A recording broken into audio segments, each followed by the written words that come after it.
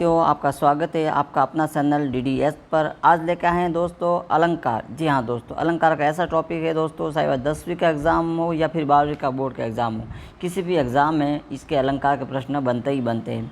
तो चलिए दोस्तों, इनके प्रश्नों को हम इनको विस्तार से समझते हैं और शॉर्ट ट्रिक के साथ इनकी पहचान भी करते हैं। चलिए शॉर्ट और सरल तरीके से हम आपको बताने वाले हैं। अगर यदि परिभाषा पूछी जाए तो अलंकार शब्द का शाब्दिक जो इसका अर्थ क्या है, तो इसका अर्थ होता है दोस्तों आभूषण। क्या होता है दोस्तों? इसका अर्थ होता है आभूषण। जिस प्रकार स्वर्ण आदि का आभूषण पहनने से शरीर में क्या शोभा बढ़ती है ना, ठीक उसी प्रकार काव्य में अलंकारों से काव्य की शोभा बढ़ाती है। अलंकारों के भेद या प्रकार पूछे आपको दोस्तों, तो मुख्यतः इसके 3 भेद होते हैं, प्रकार होते हैं। शब्दालंकार, जिसे शब्दालंकार बोलते हैं, अर्थालंकार, उभय अलंकार। सबसे पहले पढ़ते हैं दोस्तों शब्दालंकार, शब्द जन अलंकार। जहाँ शब्दों का आधार चमत्कार उत्पन्न होता है वहाँ पर शब्दालंकार होता है। इसके भी 3 प्रकार होते हैं दोस्तों, अनुप्रास अलंकार, यमक अलंकार, शैलस अलंकार। ये तीनों भेद दोस्तों किसके हैं? शब्दांश अलंकार के भेद हैं। शब्दांश अलंकार की अगर बात करें तीनों भेदों में, तो पहला है अनुप्रास अलंकार। अनुप्रास का अर्थ होता है दोस्तों अनुधन प्रयास अलंकार, जहाँ एक ही वर्ण की आवृत्ति बार बार हो रही हो, यानी एक वर्ण यदि बार बार आ रहा है तो वो कौन सा हो जाएगा दोस्तों? अनुप्रास अलंकार। जैसे तीर तनुजा तट तमाल तरुबर बहु साये, चारू चरु की चंचल किरणें खेल रही हैं जल थल में, सुदित महपति मंदिर आए सबकी सचिव सुमंत बुलाए। यानी जहाँ आपको देखिए त त त त त त त यानी त वर्ण की यहाँ क्या हो रही है? बार बार आवृत्ति हो रही है। तो जहाँ बार बार एक ही वर्ण की आवृत्ति हो वो कौन सा अलंकार? अनुप्रास अलंकार कहलाता है। अनुप्रास अलंकार के भी उपभेद पूछे जाए आपको दोस्तों, इसके 5 भेद होते हैं। अंत्यानुप्रास, लाटोनानुप्रास, चक्नानुप्रास, वर्त्यानुप्रास और श्रुत्यानुप्रास, इनके 5 पूछे जाते हैं। इनकी अगर बात करें दोस्तों अंत्यानुप्रास की, तो जहाँ पद के अंत में एक ही वर्ण और स्वर की आवृत्ति हो वहाँ पे अंत्यानुप्रास अलंकार कहलाता है। जैसे उदाहरण के तौर पर जय हनुमान ज्ञान गुण सागर, जय कबीर तिहु लोक उजागर। तो देखिए र की यहाँ क्या हो रही है? र एक ही वर्ण आ रहा है। रघुपति राघव राजा राम, पतित के पावन सीता राम। तो देखिए म वर्ण की क्या हो रही है? आवृत्ति हो रही है। तो ये कौन सा हो गया? अंत्यानुप्रास अलंकार। लाटानुप्रास की बात की जाए दोस्तों, लाटानुप्रास में जहाँ पद में समानार्थिक शब्दों की आवृत्ति हो परंतु उसमें कुछ अंतर हो वहाँ क्या अलंकार? लाटानुप्रास अलंकार। भूत कपूत तो क्या होना संचय, पूत सपूत तो क्या घना संचय। तो यहाँ क्या हो रही है?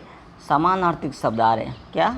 समानार्थी, जैसे संचय संचय, दोनों में अंत है।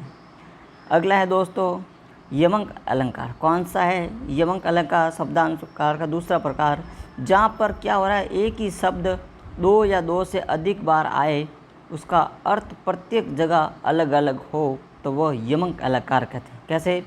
काली घटा का घमंड घटा, या काली शब्द बादल के लिए यूज हुआ है, और यहाँ जो घटा और यहाँ घमंड घटा, तो ये कम होने का अर्थ हुआ। तो दोनों का एक ही शब्द का अलग अलग अर्थ निकल रहा है। यहाँ बादल अर्थ निकल रहा है, यहाँ कम होने का अर्थ निकल रहा है। जैसे एक और उदाहरण से समझते हैं, 3 बेर खाती थी और 3 बेर खाती हैं। तो देखिए 3 बेर यहाँ समय से संदर्भ हैं और यहाँ 3 बेर का अर्थ फल से हैं।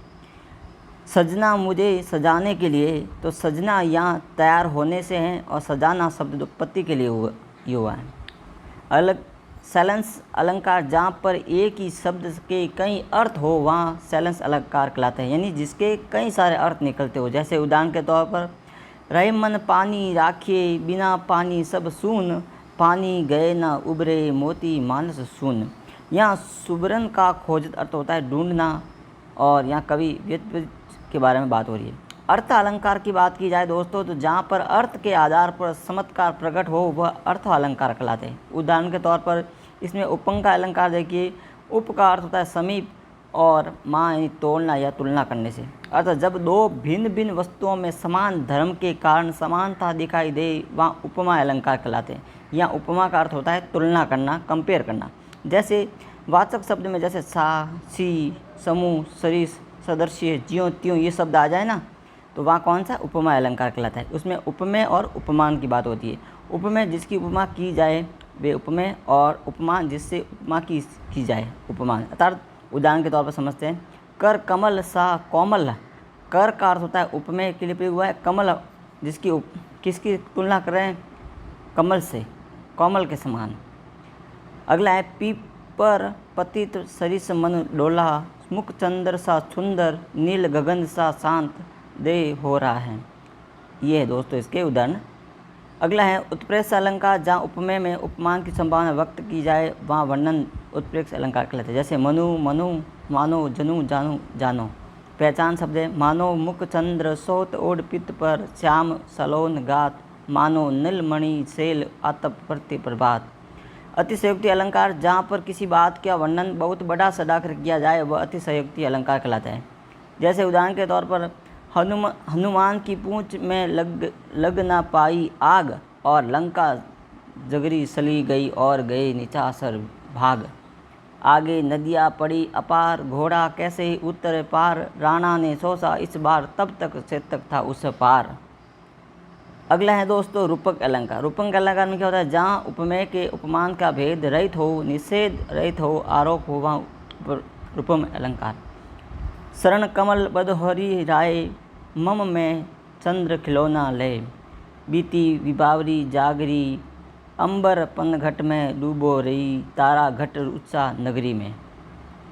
विभावना अलंकार की बात, जहाँ कारण के बिना कार्य हो वह उदाहरण के तौर पर विनु पग चल चुन बिनु काना, कर बिनु कर्म कर विधि नाना, यानी जहाँ कारण बिना ही कार्य हो। और मानवीय अलंकार की बात की जाए दोस्तों, जहाँ मानव जैसे रूप चेतना का आरोप निषेध अमूर्त पदार्थों में किया जाए वो मानवीय अलंकार। जैसे